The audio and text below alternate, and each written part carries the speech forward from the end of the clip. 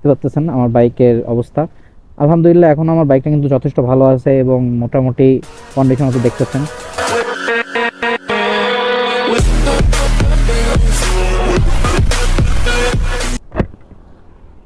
Hey everyone, assalamu alaikum.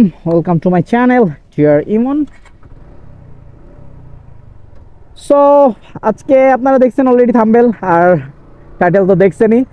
যেটা নিয়ে আসলে কথা বলার জন্য এই ভিডিওটা শুরু করা, সেটা হইতেছে আমার বাইক। যে অলমোস্ট 3 বছর হয়ে গেছে কিন্তু আমি আমার বাইকটা চালাইতেছি। সো এই 3 বছরের মধ্যে আমার বাইকের সাথে মানে আমি কি ফেস করছি আর কি, ভালো মন্দ এগুলো আপনাদের সাথে শেয়ার করতে চাচ্ছিলাম, বাট ওইভাবে ভিডিও মেক করা হয় নাই।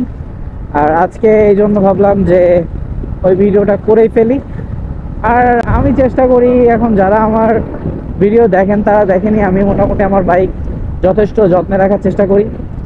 কারণ বাইক আপনি আসলে যত যত্ন করে রাখবেন, ভালো করে মেনটেন করবেন, আপনাকে ফিডব্যাকটাও আপনার তেমনভাবেই পাবেন। আসলে ফিডব্যাক ভালো পাইতে গেলে অবশ্যই আপনার বাইক যত্ন করতে হবে। আমি চেষ্টা করি আমার 100% দিয়ে বাইকটা যত্ন করা। আর আমি কিন্তু অলমোস্ট এই যে 3 বছর হয়ে যাইতেছে আমি বাইক চালাইতেছি। আমার বাইক এখনো আলহামদুলিল্লাহ নতুনের মতোই আছে, মানে কিছুটা তো পুরাতন হবেই, 3 বছর হয়ে গেছে। বাট কেউ দেখলে কিন্তু এখনো আমার বাইক বলে না যে আমার বাইক 3 বছর আগের। আমার বাইকে কিন্তু আমি আহামরি যে খুব ঝামেলা ফেস করছি বা কিছু, এমনটা না। আমি আলহামদুলিল্লাহ আমার বাইক থেকে ভালো ফিডব্যাকই পাইতেছি এখন পর্যন্ত আলহামদুলিল্লাহ। আর বাইকের যদি আউটলুক বলেন, দাঁড়ান আমি চেষ্টা করি, এখানেই দাঁড়াই, ফাঁকা আছে যেহেতু, অতটা রাশ নাই রাস্তায়, সাইড করেই দাঁড়াই। মানে আমার বাইক কিন্তু এখনো আলহামদুলিল্লাহ যথেষ্ট সুন্দরই আছে। মানে রাস্তা ফাঁকা, হয় মোটামুটি ফাঁকা। এখন দেখাই, মানে এই যে দেখতে পাচ্ছেন আমার বাইকের অবস্থা। আলহামদুলিল্লাহ এখন আমার বাইকটা কিন্তু যথেষ্ট ভালো আছে এবং মোটামুটি কন্ডিশন তো দেখতেছেন। যদিও এর মধ্যে একদম ধরা খেয়ে গেছি এই জিনিসটা, জিক্সারের তো পেইন্ট কোয়ালিটি নিয়ে আর কিছু না বলি কিন্তু এখানে স্টিকার ছিল, উঠাই ফেলছে কে জানো, এটা হচ্ছে ব্যাপার। এছাড়া কিন্তু ওভারঅল বাইকটা এখনো আলহামদুলিল্লাহ ভালোই পাইতেছি, আমি বাইক থেকে সার্ভিসও পাইতেছি ভালো। দেন বাইকের তো দেখতেছেনই, মোটামুটি মেনটেন করার চেষ্টা করি যেটুকু যা পারি। আর এই হচ্ছে আমার বাইকের অবস্থা। আর চেষ্টা করতেছি যথেষ্ট যত্নে রাখার, আর চেষ্টা করি সবসময় আর কি। আর আমি বাইক থেকে যে খুব বাজে কোনো পারফরমেন্স পাইছি বা ঝামেলা হয়েছে আমার বাইকে, তেমনটা কিন্তু আসলে না। মোটামুটি আলহামদুলিল্লাহ ভালোই চালাইতেছি। এখন যেটা হয়েছে, আমি এই 3 বছরের মধ্যে আমার বাইক থেকে যদি আমি খারাপ কিছু বলি, সেটা হচ্ছে, খারাপ কিছু আমি আসলে ওইভাবে বলবো না মানে জিক্সারের কিছু কিছু যেগুলো কমন প্রবলেম, ওইগুলো একবারেই বলতেছি। এটা আমার বাইক না, ওটা প্রত্যেকটা বাইকেই আছে। সেটা হচ্ছে হার্ড গিয়ার শিফটিং, দেন পিলিয়ন বসে আপনার অতটা কমফোর্ট ফিল করবে না লং রাইডে গেলে। ছোটোখাটোর জন্য ঠিক আছে, বাট লং রাইডে খুব একটা প্যারা খেয়ে যাবে। দেন হচ্ছে কি আপনার এই যে ক্লাস, ভাই জ্যামে গেলে মোটামুটি এই ক্লাস বুঝতে পারবেন যে কি, এইটা মানে যুদ্ধ করতে হয় একদম পুরাই। এটা হচ্ছে ব্যাপার। এই কিছু, এই কয়টা গেল, একটা দুটা দেন তিনটা খারাপ দিক, গ্যাস শিফটিং, ক্লাস এবং পিলিয়ন। আর যদি বলেন আর কোনটা, আর হচ্ছে হেডলাইটটা তো হ্যালোজেন দেয়, ওটা নর্মালি কেউ রাখেই না, ওটা চেঞ্জ করে ফেলে কারণ মোনোটনের সাথে হচ্ছে আপনার হ্যালোজেন লাইট এখনো আছে, ওইটা চেঞ্জ করে এলইডি লাগায় নর্মালি সবাই। এই হচ্ছে খারাপ দিক গেল, এটা নর্মাল একদম কমন জিক্সারে আছেই। আর আমি আলহামদুলিল্লাহ আমার বাইক থেকে, ও আরেকটা বিগ বিগ বিগ প্রবলেম, মানে এখন এটা দেখতেছি জিক্সারে কোনো মানুষ নাই, পাইতেছে না, আর মনোটনে তো মানুষ পাইতেছেই। সেটা হচ্ছে গিয়ে বাইক দম দেয়, মানে দম দেয় বলতে হচ্ছে কিভাবে বোঝাবো, ক্লাসটা ধরে বোঝাই। মানে এই ধরনের, এই যে আরপিএম হাই করতেছি, আরপিএম ব্লাঙ্ক মারে, মানে মাঝখানে যে ছেড়ে দেয়। আর পিক আপ দিতেছি, পিক আপও ছেড়ে দিবে, দেন গাড়ি চলবে না, আপনি ক্লাস ছাড়বেন দুপ করে গাড়ি থেমে যাবে। মানে এটা যে কত বড় ঝামেলা, এটা যার সাথে হয় সেই একমাত্র জানে, বোঝে। মানে আমার সাথে তো অনেকবার হয়েছে, শোরুমে নিয়ে গেলে কার্বোরেটরে ময়লা থাকতে পারে, ওইটা ক্লিন করে দিবে, দেন শেষ তাদের ওইটুকুই। তারপরে কিছুদিন ভালো থাকবে আবার। এটা নর্মালি প্রায় ম্যাক্সিমাম সবারই হয়, আমার তো দেখি আমি 5-6 মাস ভালো যায়, দেন 1-2 বার এমন হবে, আবার একটু কিছু করবো। কিন্তু কার্বোরেটরে কিন্তু নর্মালি ময়লা হয় না, আমি দেখছি। মানে এই নিয়ে 3 বছরে 3-4 বা 5, 3বার হচ্ছে কার্বোরেটর খুলাইছি, আমি পরিষ্কার করছি।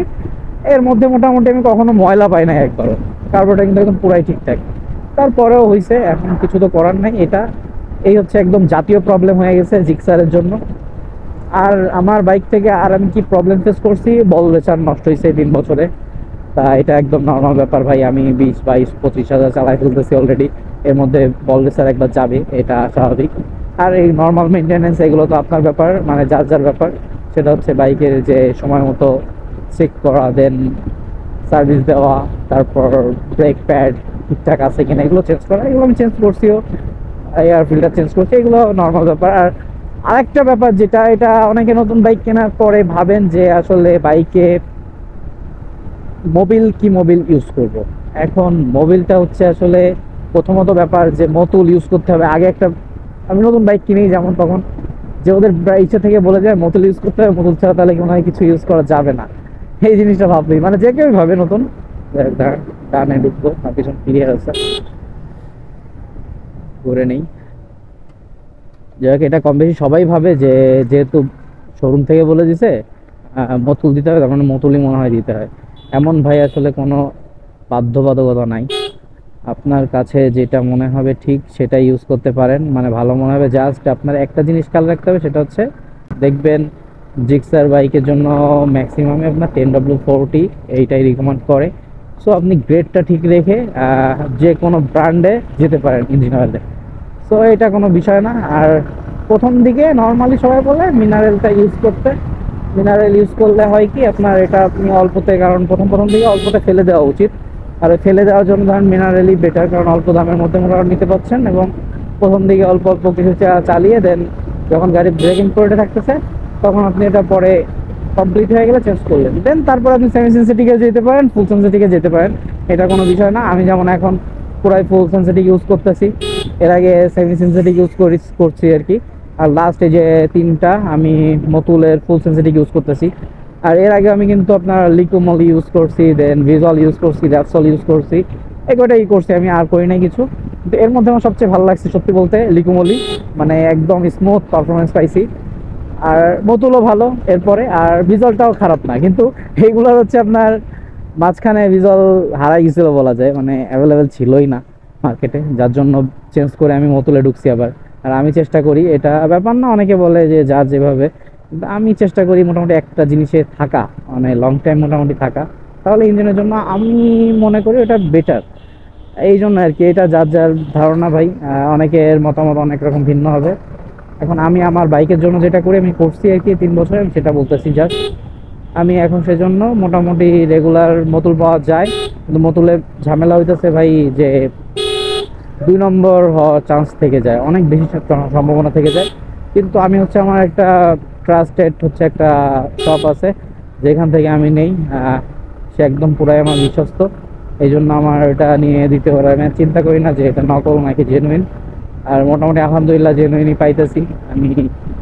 ইঞ্জিন মানে ইঞ্জিন অয়েল দিয়ে হচ্ছে পারফরমেন্স আলহামদুলিল্লাহ ভালো পাইতেছি, আমার এটা নিয়ে কোনো অবজেকশন নাই। আর লাস্ট হচ্ছে আমি এই যে বললামই যে তিনটা মোটামুটি ফুল সেন্সিটিভ ইউজ করতেছি। ফার্স্টের দিকে আমি যখন ফুল সেন্সিটিভ দিছিলাম তখন ইঞ্জিন একটু হিট হচ্ছিল আমার বাইকের, বাট আস্তে আস্তে এখন এটা কমেই গেছে। আমাকে বলছিল শোরুম থেকে বলছিলাম, দেন ওরা বলছিল ভাই ফুল সেন্সিটিভে যেহেতু গেছেন 2টা মিনিমাম ইউজ করেন, 3টার পর দেখবেন যে আপনার মোটামুটি এই হিটিং ইস্যুটা অনেকটা কমে গেছে। আর আসলেই তাই, এখন মোটামুটি হিটিং ইস্যু ওইভাবে নাই বললেই চলে, অনেকটাই কম হিটিং ইস্যু। এটা হচ্ছে ব্যাপার। আমি মোবিলটা এটাও ইউজ করতেছি। আর মেইনটেন তো বললামই যে মেইনটেন্স মোটামুটি আপনার কিছুদিন পর পর ওইটা আপনার সার্ভিস করানো উচিত বাইকে। আমি কিন্তু ঢাকা টাকাও ট্যুর দিছি, তো ওই সময় কিন্তু অনেক চালানো হয়েছে, আমি বাইক মোটামুটি সার্ভিস দিয়ে দেন গেছি।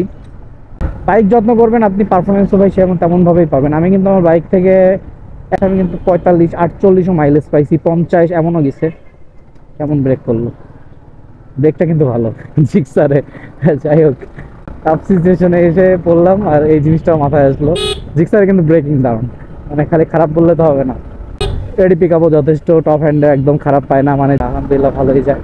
তো সব দিক থেকে যদি হিসাব করি জিক্সার পারফেক্ট, বাট এক জায়গায় ধরা গিয়ে যাচ্ছে এখন, সেটা হচ্ছে দামটা বাড়াই দিয়ে ভাই আমার কাছে এখন মনে হয় কেন যেন ঠিক নাই। মানে প্রাইস হিসেবে আপনার অপরচুনিটি আপনার অনেক আছে যে ওই দামে অন্যান্য বাইক পাবেন, আর কিছু দিলে আরও অনেক ভালো ভালো বেটার কোয়ালিটির বাইক পাইতেছেন। জিক্সার দামটা অনেক বেশি বাড়াই দিছে, মানে এই বাইকটা, এই বাইক না অন্যগুলো আপনার মোটামুটি ভালোই বাড়তি আমার কাছে। এদের দাম নিয়ে মোটামুটি আমি টোটালি সন্তুষ্ট না। এটা আমি ইউজ করি তাই বলে যে খুব গুণগান গাবো এমনটা না। আর এদের কিন্তু আপনার আরেকটা ব্যাপার জিক্সারে খুব বাজে, সেটা আপনি কেনার আগে আসলে একবার ভাবা উচিত, এটা অনেকে জানে না। সেটা হচ্ছে এর আপনার কি বলে এটা, আফটার সেল সার্ভিস প্রচুর জঘন্য ভাই। ফার্স্টের দিকে আপনি একটা দুটো সার্ভিস ভালো দিবে, আপনার সাথে খুব ভালো কথাবার্তা বলবে, দেন তারপর আপনি বুঝতে পারবেন। এখন কোথায় কি অবস্থা জানি না, কিন্তু জিক্সারে খুলনাতে কিন্তু আপনার কোথাও আফটার সেল সার্ভিস ভালো না, পুরাই খারাপ। ধোঁয়া খেয়ে যায়, বের হয়ে যেতে হবে। এই যে জ্যাম, সামনে যে জ্যামে ধরা খেয়ে যাবে, এটা হচ্ছে ব্যাপার। আমি আমার বাইকে মোটামুটি ওইভাবে কোনো সমস্যাই ফেস করি নাই এই 3 বছরে, আলহামদুলিল্লাহ ভালো চলতেছে, আর আশা করিও চলবে।